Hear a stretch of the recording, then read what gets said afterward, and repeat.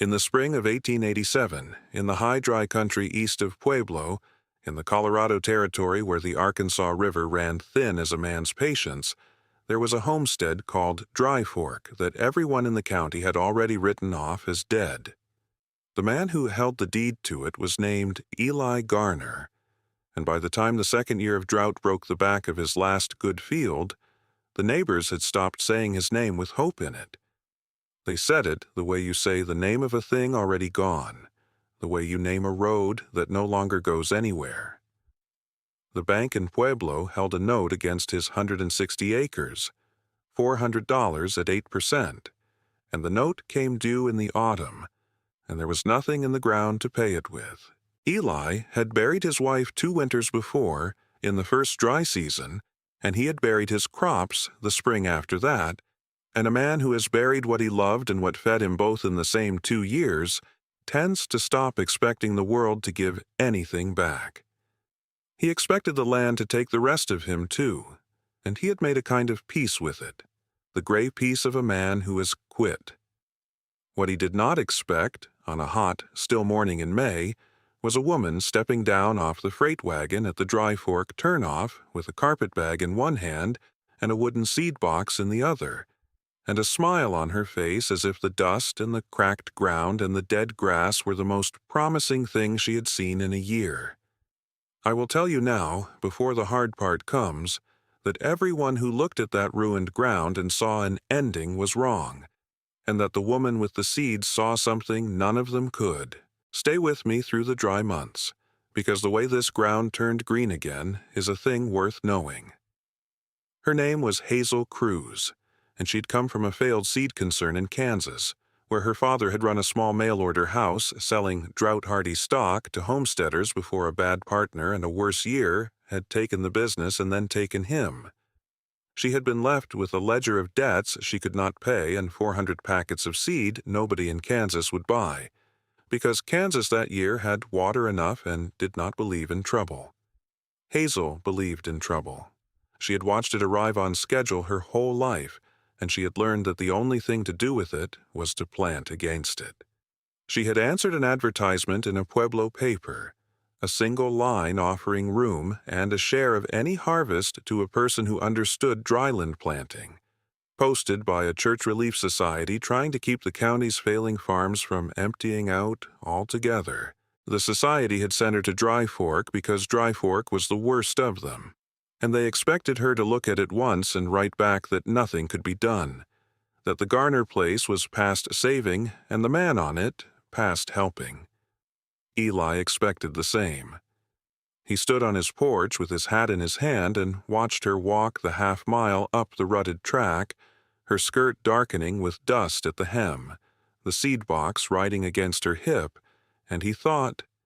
"This is a woman who has not seen real drought," and he prepared the few words he would use to send her back down it before the heat of the day came on. She reached the porch and set the seed box down on the bottom step with the care of a person setting down something that mattered, and she looked past him at the field that had been his wheat, the field that was now a flat gray crust pricked with the brown stubble of a crop that had died standing. She did not flinch at it. She did not put on the soft, sorrowing face the Relief Society women put on. She crouched at the edge of the yard and worked her fingers down into the cracked soil until the crust gave, and she brought up a pinch from below it and rubbed it between thumb and forefinger and held it to her nose and smelled it,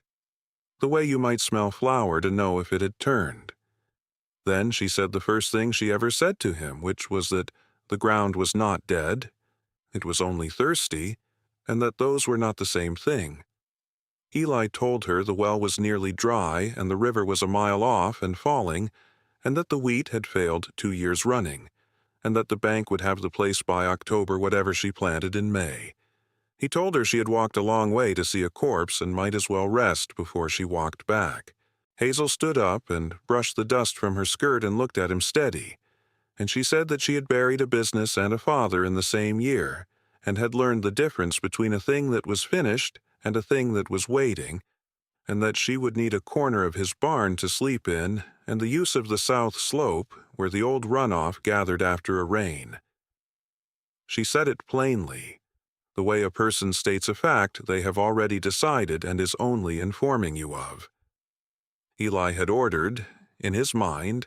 a polite stranger he could turn away by supper time with no hard feelings on either side. What had arrived was a woman who looked at the worst ground in the county and called it patient. He let her stay the first night because it was getting dark, and a man does not send a person down a territory road into the dark,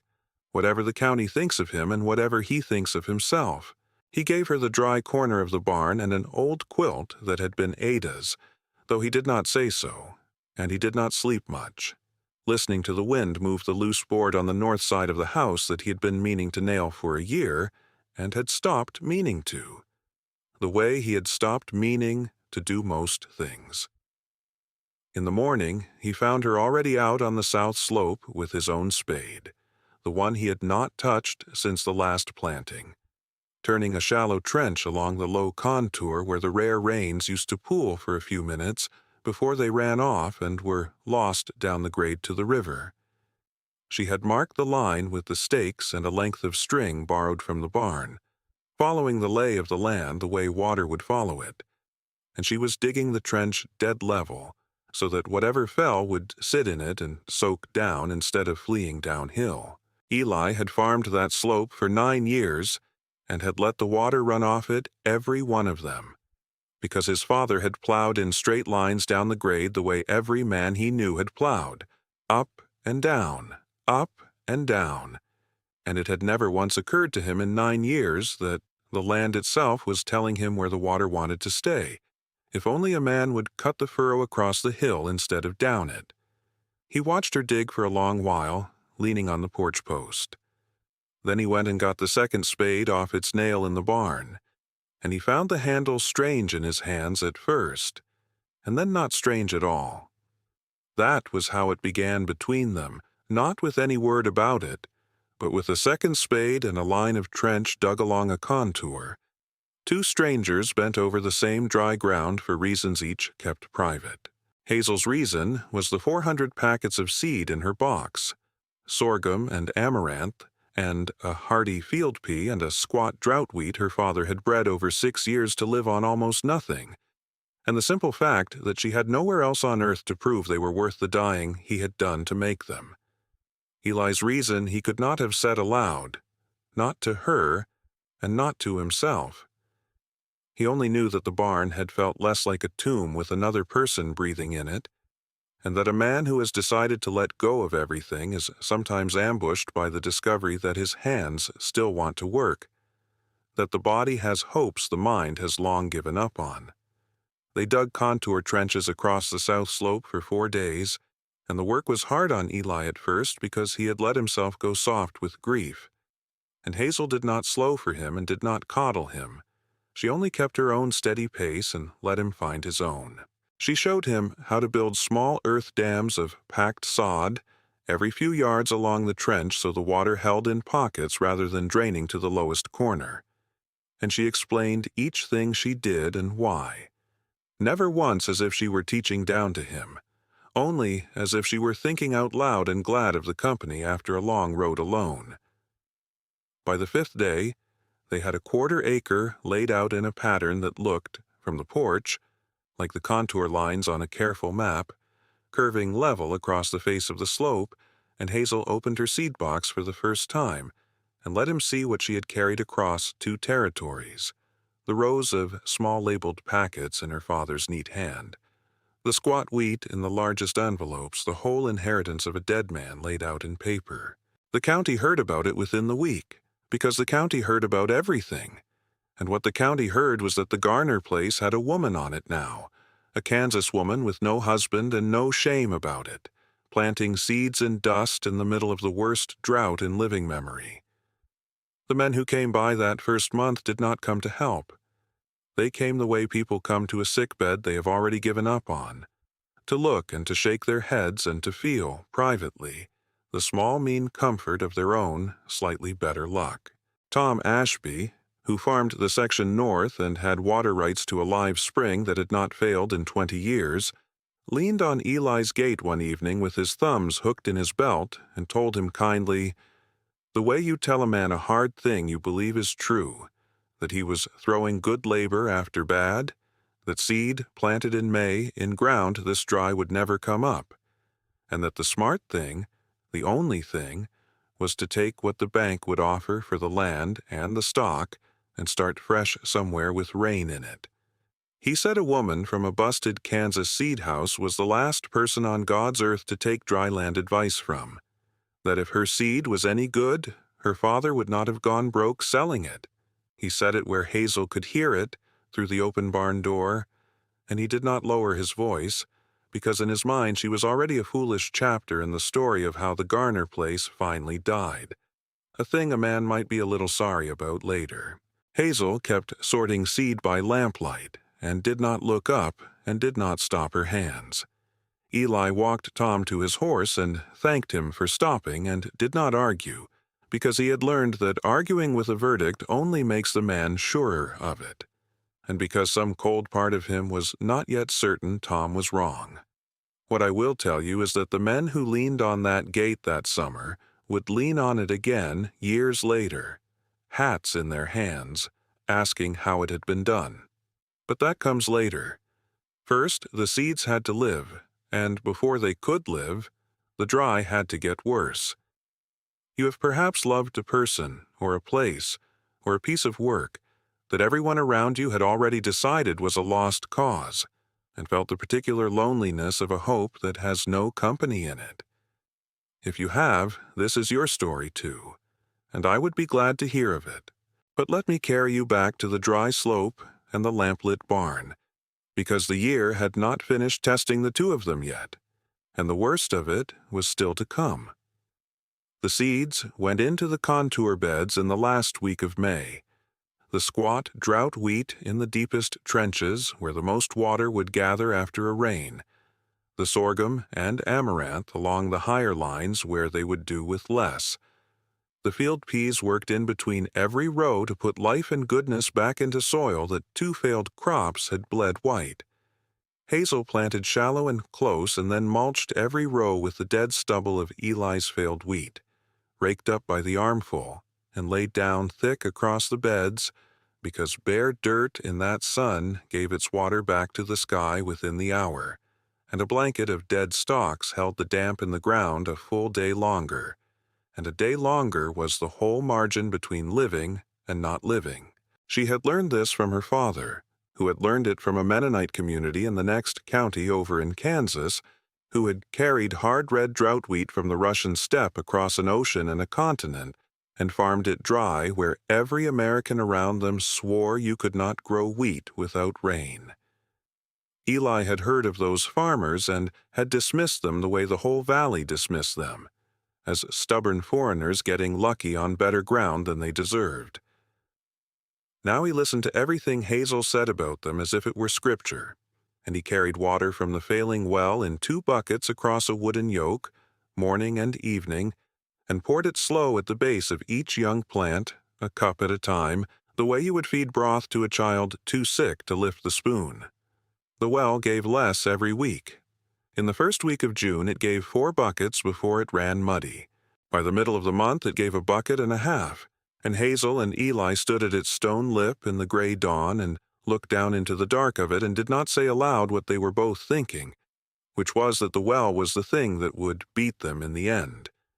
Not the bank, and not the doubt of the county, but the simple running out of water in a country that had none to spare, and a sky that would not give. It was the field pea that came up first, a faint green haze along the lower contour lines that you could not see from the porch but could see if you knelt close, the way Hazel knelt every single morning to check, her skirt in the dust, her face an inch from the ground. Then the sorghum pushed up, then the squat wheat, thin and pale at first, but standing, rooting down hard into the damp the trenches had held when the June rain finally came. 2 inches of it in a single roaring afternoon thunderstorm that would have run straight off the old plowed grade and been gone to the river inside an hour, but that the contour beds caught and pooled and drank down slow behind their little sod dams. Eli stood out in that rain with his hat off and let it run down his face and into his collar And across the green slope Hazel stood the same way, her hair come loose and dark with water, and they did not go to each other and they did not call out. They only stood apart in the falling rain on the ground they had shaped together to keep it. And it was enough.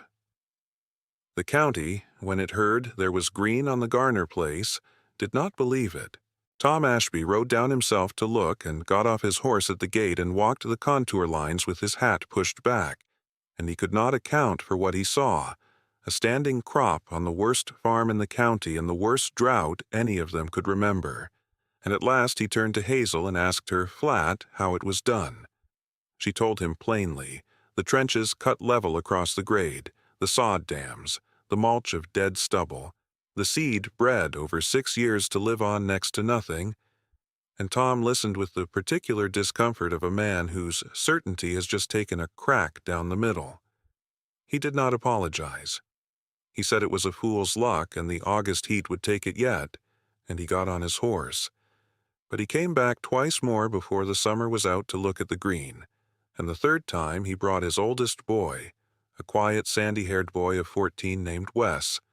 to see a thing he plainly could not explain and did not want his son to grow up not knowing. Hazel's wound came out slow, the way real wounds always do, not in one confession but in pieces, over the carrying of water and the weeding of rows and the long suppers in the kitchen that had been silent for 2 years and was not silent anymore. Her father had been a gentleman and a poor businessman both, and he had trusted a partner who sold the same lot of seed twice over and pocketed the difference, and when the fraud came to light, it was her father's name alone on the company papers and her father alone who was ruined by it, and he had not been able to bear the shame of having his honest name fixed forever to another man's theft. She did not say outright how he died. She said only that she had found the 400 packets of his last good seed in the storeroom afterward, sorted and labeled in his own careful hand, ready to ship to customers who would never now receive them, and that she had taken them because they were the one true, clean thing he had left in the world. 6 years of patient breeding of a wheat that could live where wheat was not supposed to live, and that she had carried them west on credit and charity to find a piece of ground hard enough to need them and prove them. Eli understood then that she had not come all the way to Dry Fork to save him, or not only that. She had come because his ruined ground was the proof her father had died without ever getting to see, and that the two of them were each holding the last good thing of someone they had buried and were trying, with their hands and their backs, to make it grow up green out of hard ground. He told her that night, by the lamp, about his wife, Ada, who had wanted children and a green place to raise them in, and had gotten instead 2 dry years and a fever that the doctor in Pueblo reached a full day too late, and who was buried up on the rise above the south slope under a wooden marker he had carved himself, and had not been able to make himself look at since the day he said it. It was the most he had said about Ada to any living soul. Hazel did not reach across the table to him. She refilled his coffee from the pot on the stove and said, after a while, that Ada would have liked to see the slope green again, and that was all she said, and it was the kindest thing anyone had said to him in 2 years of being pitied. The drought wheat headed out in the first week of August, short and dense and gold against the brown-burned hills around it, and for nearly 2 weeks it looked like a thing that simply could not fail now. The heads filling, the color coming up. And that, of course, is precisely the moment the country chooses to remind a man what country it is. The well went first. It had been giving less and muddier all summer, and on a still morning near the end of August it gave nothing at all,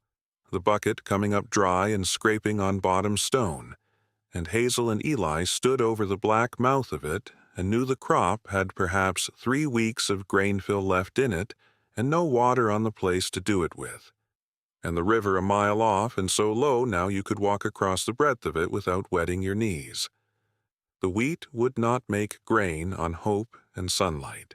It needed water in the ground in those 3 weeks, or it would shrivel in the head and they would be left with a field of pretty straw and nothing to thresh out of it, nothing to sell, nothing to carry to the bank in October, and the whole green miracle of the summer would burn down to nothing in the last fortnight of it. Eli felt the old surrender come up in him like a slow tide, the familiar gray voice that said it was always going to end this way, that the land always took back in the end whatever it had given, that a man was a fool to have let himself hope a second time. He sat down on the well's stone lip and put his cracked face in his cracked hands. And Hazel, who had buried more than he yet knew and surrendered to none of it, looked out at the dry river a mile off and the green crop dying slow on the slope behind her. And she said that they would carry the river to the wheat, a barrel at a time, on the wagon, for as long as it took and as long as the river ran,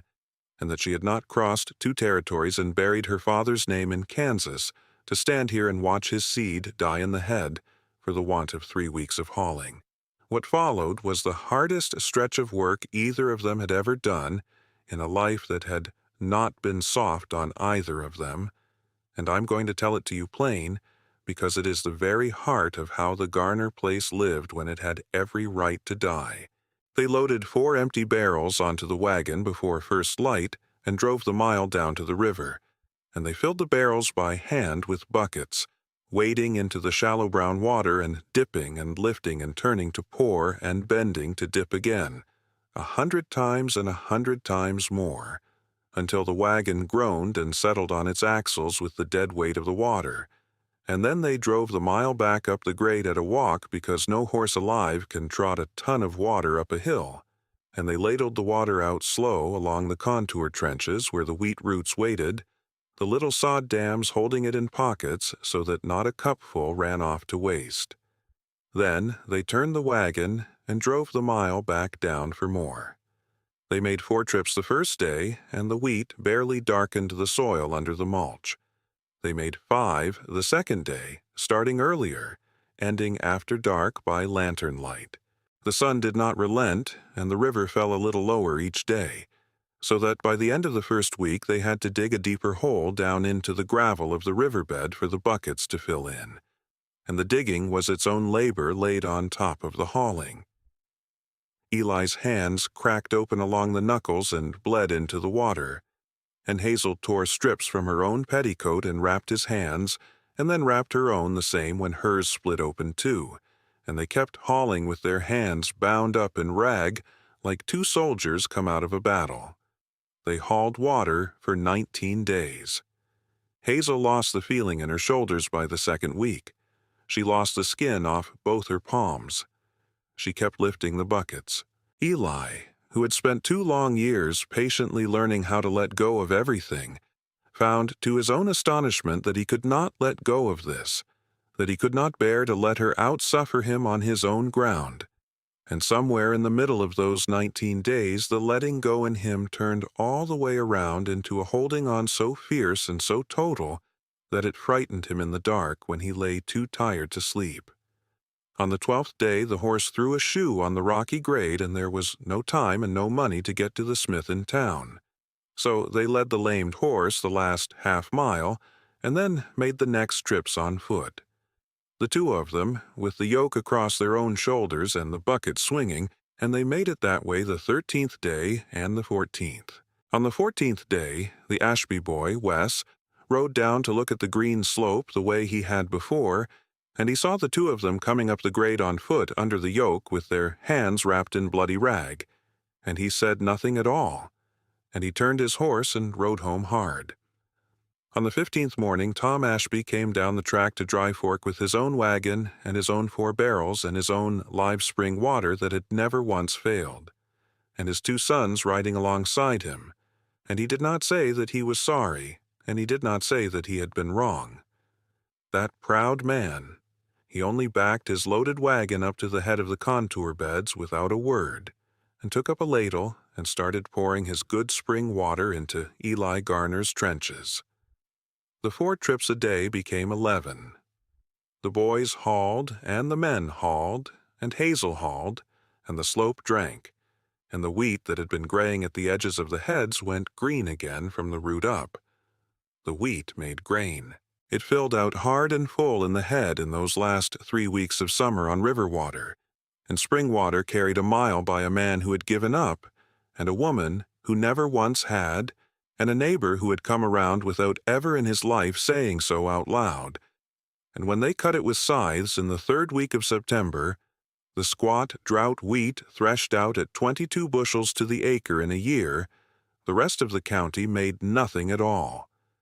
Enough to pay the autumn note at the Pueblo Bank in full with money left over, and to keep back more seed than Hazel's father had bred in his whole 6 years, multiplied now 100-fold in the one piece of ground in all the world hard enough to have needed it. Eli carried the bank payment in himself, in coin and notes wrapped in a flour sack, and he set it on the counter in front of the same clerk who had been getting ready to take his land. And he watched the man count it through twice with growing disbelief. And Eli did not gloat, and he did not make any speech. He only took his receipt when it was written out and folded it once and put it in his coat pocket and walked out and got on his horse. He did not let himself smile until he was past the Ashby section and well out of the sight of any living person. Then he smiled the whole rest of the way up the track to where the slope stood gold and cut and stooked, and the woman who had carried the river to it on her own, torn hands, was waiting for him on the porch. They were married in the middle of October by a circuit preacher who rode through on his slow way to Pueblo, in the swept yard at Dry Fork, with the cut gold slope rising behind them, and Tom Ashby and his wife and his 2 boys standing as witness, and young Wes holding the bridle of the horse. There was no great ceremony to any of it. Hazel wore her one good dress, and Eli wore his father's black coat, and when the preacher came to the question, Eli had prepared no words and gave none.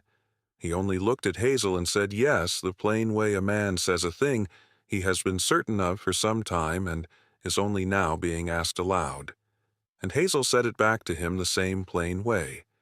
And that was the whole of the wedding. Afterward, Tom Ashby took Eli's bandaged hand and shook it, and held it a moment longer than a handshake needs to be held. And he said low that he had been wrong about the slope, and wrong about a good many things,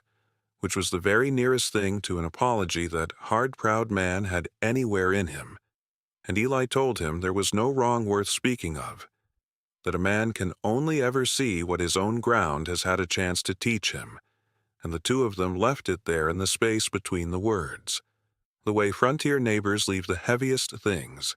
unspoken and understood. That first winter, Hazel and Eli sat together at the kitchen table by lamplight through the long, cold evenings and sorted the saved seed into packets, hundreds upon hundreds of them, each one labeled in Hazel's hand the careful way her father had labeled his, and the slow work of it healed something in her that the burying had torn open. In the spring they planted the whole south slope and half the east field in contour beds, and when the dry came again, as it always came to that country sooner or later, the Garner place was ready for it and held, and the year after that, when 3 other farms in the county failed and emptied their families back east on the train, Dry Fork stood green. Word of the contour beds and the drought wheat spread the way useful things spread in a hard country. Slowly, and by plain example, one farmer leaning on another man's fence and watching, then going home to cut his own furrows across the grade instead of down it. By the 3rd year, Hazel and Eli were selling seed by mail out of Dry Fork, the very same trade her father had run and lost in Kansas, only now it was run honestly and out of hardpan ground that had proven the seed before ever a packet of it was sold.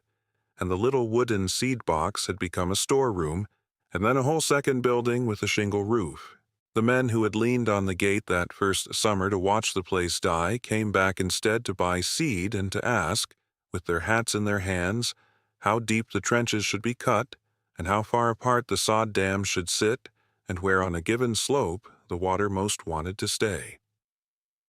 Hazel told every last one of them, freely and fully, the way her father would have told them,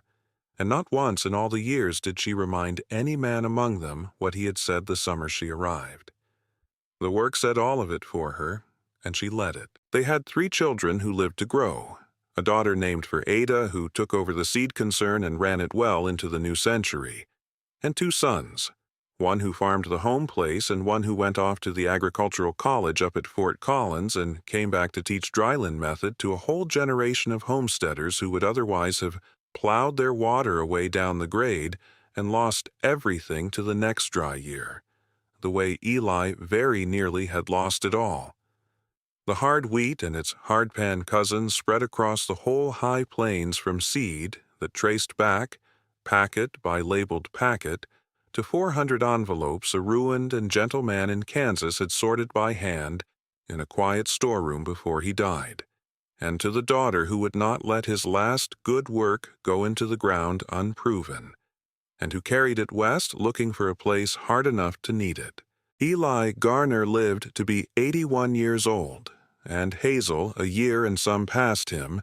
and in the long good decades when the place was prosperous and green in the wet years and held its own without complaint in the dry ones,